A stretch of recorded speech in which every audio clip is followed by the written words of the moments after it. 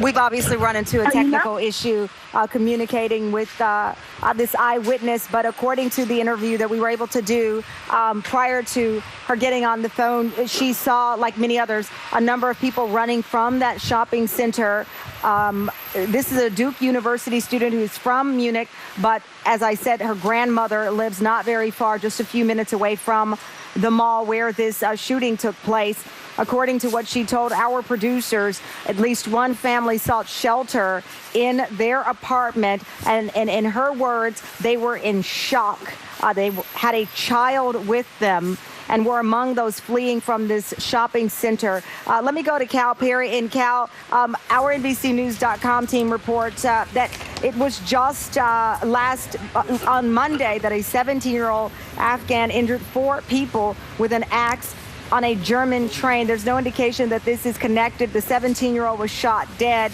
But clearly, given what we're watching now play out, we're looking at any other incidents of violence directed at a mass number of people. And this happened on Monday. Yeah, you know, and in that attack on that train where we saw 4 people very badly wounded by that axe, it was a 17-year-old, as you said, Afghan immigrant wielding an axe. They found a treasure trove of ISIS material in that person's home, in that person's apartment. So this is certainly a society, certainly a country that has been on high alert. And as Eamon said, almost expecting further attacks. I mean, we saw that horrible attack back in November at that football stadium.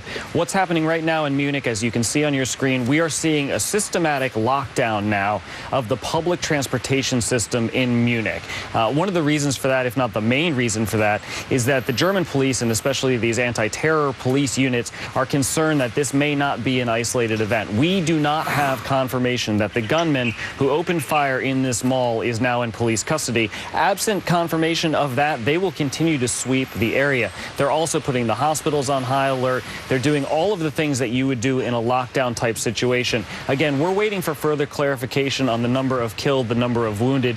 German TV is reporting, and I'm going to use the word at least 1 person killed. It looks like about a dozen or so others now wounded. And I think we can expect those numbers to rise as we continue to find out more information. Keep in mind, this mall, the adjacent parking structure, the adjacent subway have all gone onto lockdown, which is making the job of getting information quite difficult, but hopefully making the job of those anti-terror police easy as they try to cordon off the area and find the gunman, at least one gunman that we know of at this point, Tamron. Okay, Cal, let me go back to Lucy Cavanaugh, our colleague in London. And Lucy, I understand that there's been now an issue of a travel warning for the UK. What can you tell me?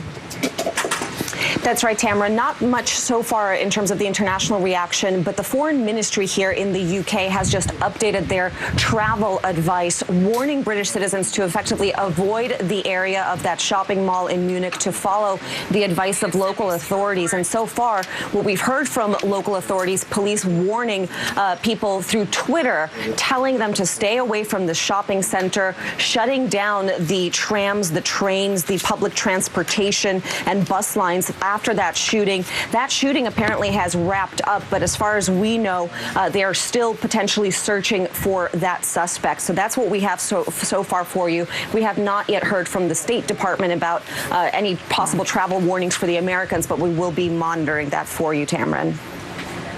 Okay, let me go to Malcolm Nance, terror expert. We've spoken with you, as I said before, Malcolm, far too much. It seems as of late, here we are, Nice.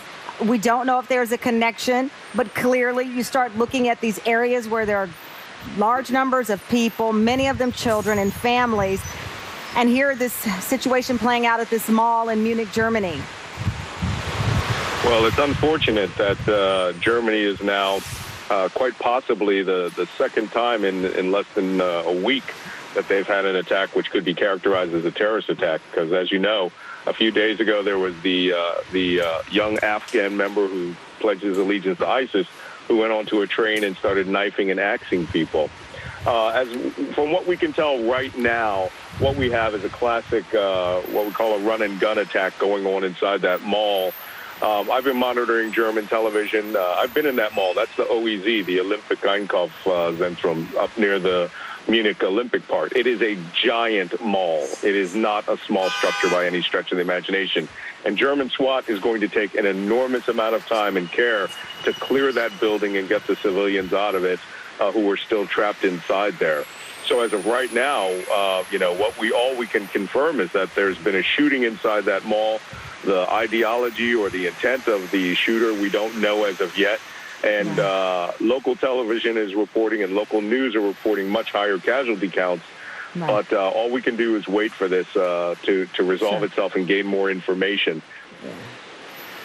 And Malcolm, if this is, I think, as you worded it, a gun and run situation, that would be very different from what we've seen play out, whether it's the attack in Brussels, Nice, where it was one individual, but certainly he had stayed on the scene until he was taken out by authorities, or the showdowns at the Bataclan or the restaurants there. This would be different than some of the attacks that we've covered lately if the individuals ran in, shot, and then fled. Yes, you're right. But this more resembles the Westgate Mall attack, which was carried out by Al-Qaeda's Al-Shabaab militiamen in Nairobi, Kenya, a few years ago, where they stormed the mall and took over. We don't know how many people are involved. Initially, German police said that it was one gunman and that gunman had been killed. But again, German police are being very cautious. They're going through that building. They don't know if there are more shooters inside who may even have hostages. That we don't know that at all, and that's what German television is reporting. But usually these situations, if they are terrorist-related, the gunman has no intention of escaping, and he will just fight until he's killed. We may have already seen that, but again, we'll have to wait for more intelligence. We don't know. Okay, Malcolm, if you could stand by, let me go back to Tamina Stoll. She's the eyewitness that we were trying to communicate with just a few minutes ago. Tamina, are you there? Yes, I'm there. Okay, can you tell me what you saw?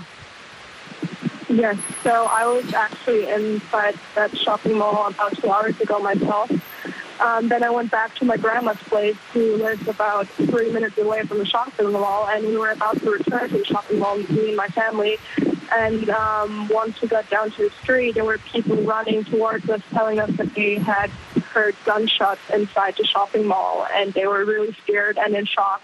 So we went back upstairs, we took them in, and then about 5 minutes later, I started hearing a lot of sirens, and there was a helicopter circling above us, and there were about 50 people running towards our house to seek shelter. Did those people, were they able to tell you what they saw? I know that you were on your way back to the mall. The people who were fleeing, what did they tell you happened inside?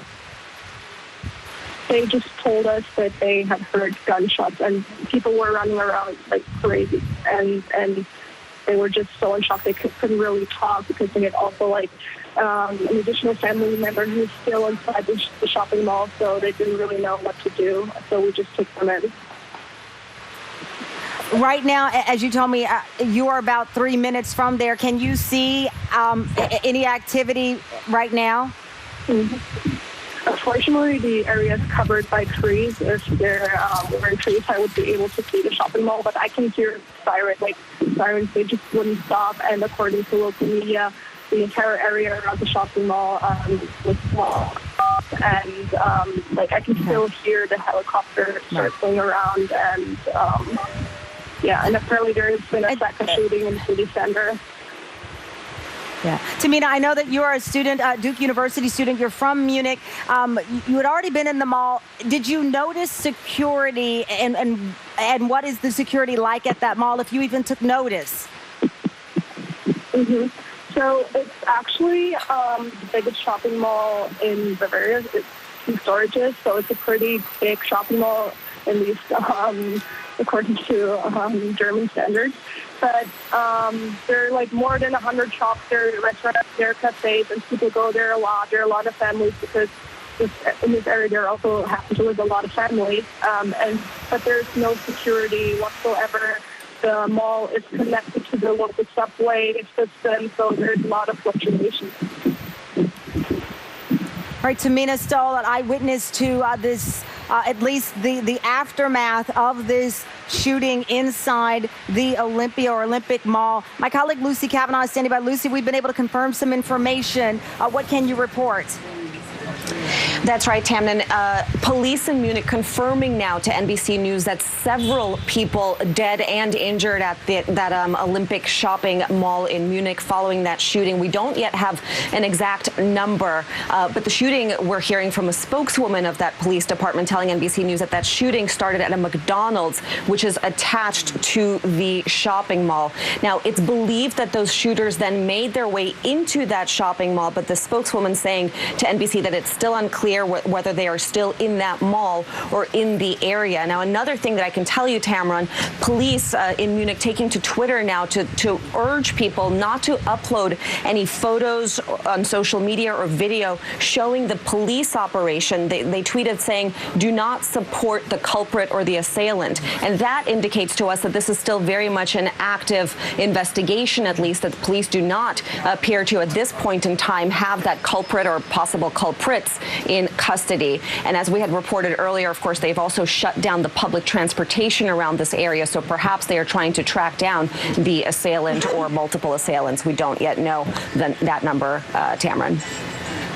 Okay, Lucy, stand by. Let's go to Cal Perry. Cal, I understand you have new details for us. Yeah, and as we piece this together, key word there being suspects. We were unclear if it was one shooter or two. And again, this is very early, and I think the German police are sorting this out as we are. Another important thing, the U.S. consulate in Munich is asking people to shelter in place. Again, leading us to believe that this is an ongoing situation. German media sort of confirming, again, they're saying no one has been captured. So as of right now, no one seems to be in custody. The U.S. consulate in Munich is sheltering in place, and German police using that word suspects to NBC News. All right, Cal. Malcolm Nance standing by with us. So, Malcolm, it appears, at least from this information, that we are looking at possibly more than one individual. That the language changes back and forth here, but from some of this reporting, this may be a multiple individual act of violence in this mall. Yeah, Cal Perry's right. I'm watching the same social media feeds that he's watching, and I have an individual in Germany monitoring television live, and we're getting the same indications that the police right now are being exceptionally cautious. They don't know how many shooters they're dealing with. They are treating it as if it is a multiple shooter incident. And right now they are going through the OEZ, the mall, with great deliberation. And they're going to. There's hundreds of stores in that mall. And they have to assume that there's possibly more than one terrorist inside there. There have been unconfirmed reports of another location, but none of that has been confirmed by anybody. Munich police certainly has not. And as of right now, we know that there's at least one gunman. There's a video that's already out there, which is why the police wants people to stop posting them, of an individual shooting in front of the OEZ's McDonald's. And that's all we know thus far that can be confirmed.